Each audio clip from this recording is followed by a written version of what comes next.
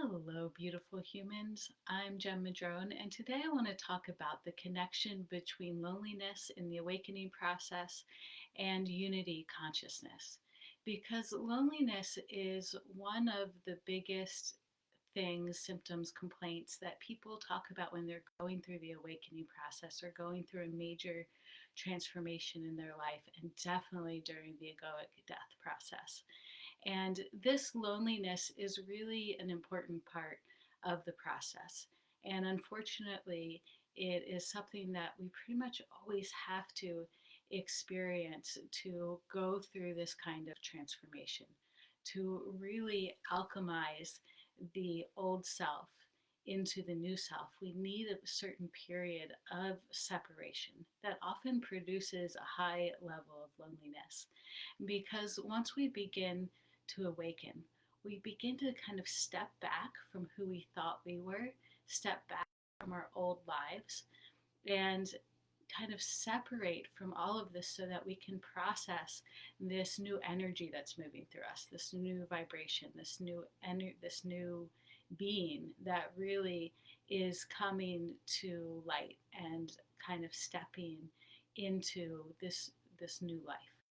So when we find ourselves in this place of loneliness, it's really important because it gives us an opportunity, one, just to be with ourselves, to process what is happening, and to really start to connect with our true selves, with who we really are. And so this time is really important for the process of individuation because we have to kind of pull in and separate from those people and those situations and those things around us that have been sucking our energy, pulling us away, distracting us.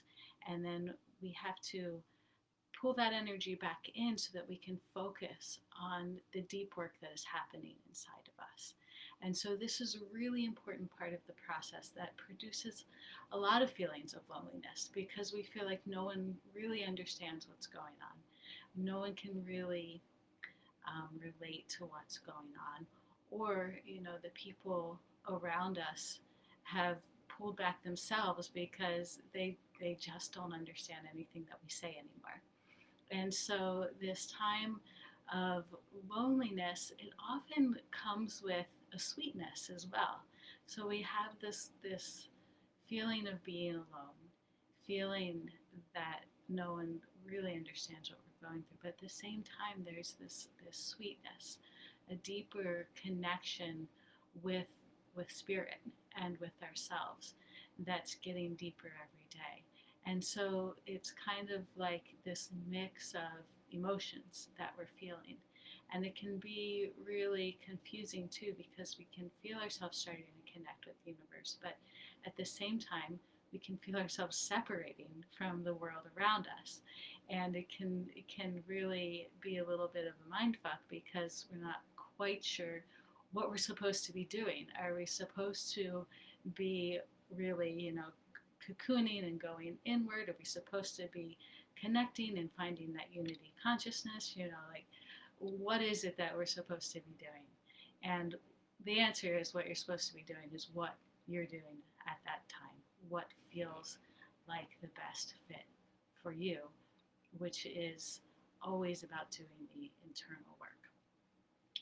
And so then the idea of unity consciousness that we start to move towards, that we hear a lot about in awakening, is like, okay, so if we're supposed to individuate, we're supposed to really stand in our power and be these strong, authentic individuals, then how is it that we connect with everyone else? How could we possibly be connected with anybody else? And where does this idea of unity consciousness come into it? And it's kind of amazing that unity consciousness can really only come after the process of individuation, after the process of separating ourselves from our old life, from who we thought we were. Because when we do that, we begin to see who we really are. We begin to know ourselves as pure spirit. And as we connect with the part of us that is pure energy and that is eternal, and all of these, I have to say, are weak words for what we're really connecting with, because it's something that cannot be put into words. But so I'm doing my best to the wordless into words right now. So as we do connect with that part of ourselves, we start to understand who we really are. And at the same time, we start to understand that while we're human, we're also pure spirit. And that pure spirit is the same energy that runs through everything and everyone around us. And so that knowing and that understanding of who we are on the deepest level of our being, and knowing that that process takes time, it takes patience, it takes really a commitment to ourselves to get to know the truth of who we are. But as we do that, we begin to understand that that's what everything else is made of. And that's where unity consciousness comes in. That once we fully understand who we are, then we can fully understand our connection with the world around us. And that it is all the same vibration. That we all come from the same source. And we all are made of the same energy. However, we're all individuals with their own very special and unique vibration. And so that's where our humanness comes in. And it's a really beautiful thing that here we are expressing the same thing so differently according to our situation, according to our humanness, according to the bodies that we chose, and on and on and on. And so unity consciousness is something that we don't reach for, we don't search for. It's a product of the awakening process. It's a product of that deep connection and understanding of who we really are. And sometimes unity consciousness can be used as a sort of spiritual bypassing, that we're saying, well, we're all one, so I'm just going to focus on that and not worry about the shit that I need to heal in me.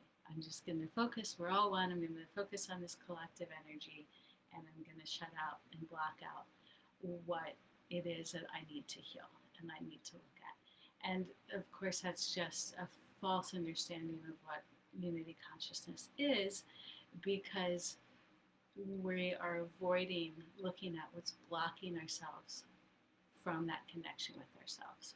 And so if we're not truly connected with ourselves, then we're not going to be truly connected with that pulse, with that energy, with that spirit that runs through all things.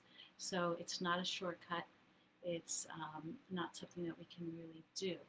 It's a product of doing the internal work, of sitting with our loneliness, of being okay with being alone and being okay with being by ourselves. And so if you are in that place that you are feeling really lonely, know that it is such an important part of the process. Know that it is exactly where you're supposed to be. And use this time to really deeply connect with yourself, deeply connect with who you really are on the deepest level, and to keep doing the work. And there are times during this loneliness we need to reach out and we need to find help and support from people around us. And so that's part of the reason why we have this group and the reason why I do the work that I do. So please reach out to me, send me a private message if you're struggling with this, and we can see if the work I do will be helpful for you. But know that as you sit with the loneliness and as you continue to do the work, it will transform. The loneliness becomes inner strength and power, and you no longer feel lonely. You feel connected. And knowing that on the other side of the loneliness, as we connect with our authentic selves, then we will start to attract those people, attract our tribe, attract the ones that resonate with who we are, that see who we really are. And so knowing that can be really helpful and can also be motivational for you to keep doing that inner work. So I'm sending so much love to all of you who are going through this, especially right now.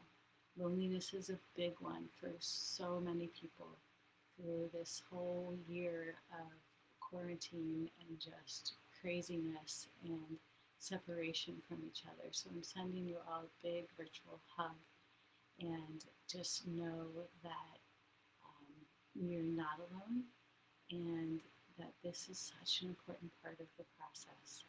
And also know that it's always good to reach out for help when you really need it. So I love you all. Leave any questions you may have here in the comments, and I'll see you in the Facebook group.